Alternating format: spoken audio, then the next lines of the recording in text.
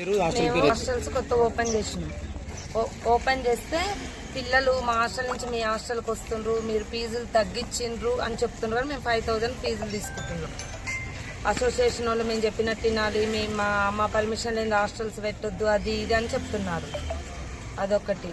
Plus మళ్ళీ పిల్లలు మేము 5000 తీసుకుంటుంటే 4-5 అని పిల్లలతో ఫేక్ వీడియోలు చేపించి బెదిరిస్తుండ్రు. ప్లస్ ఇంటి మీదకి వచ్చి గొడవలు చేస్తుండ్రు. రాత్రి 100 మంది వచ్చిండ్రు.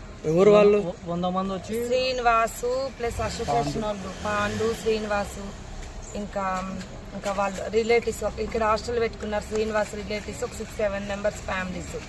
లోకల్ అలాగొచ్చినండే హాస్టల్ మేనేజ్ చేసేటోళ్ళే, ఓనర్స్ కాదు వాళ్ళు.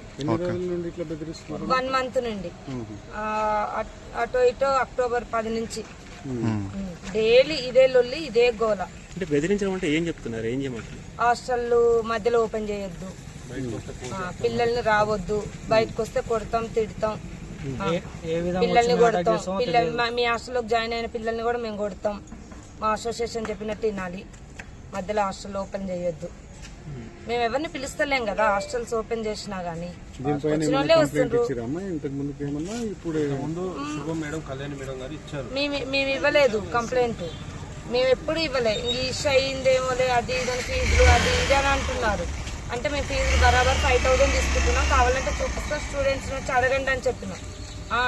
ఇట్టెట్ట మీరు ఓపెన్ చేయకూడదు, మా హాస్టల్ నుంచి పిల్లలు మీ హాస్టల్లోకి వస్తుండ్రు, మీరు జాయిన్ చేసుకోకూడదు, మా హాస్టల్లోనే ఉండాలి, అది ఇదని శ్రీనివాస్ బాగా బెదిరిస్తుంది. పాండు, శ్రీనివాస్ వాళ్ళిద్దరు హాస్టల్ మేనేజ్ చేసేటోళ్ళే. ఆంధ్ర నుంచి వచ్చింది. రాత్రి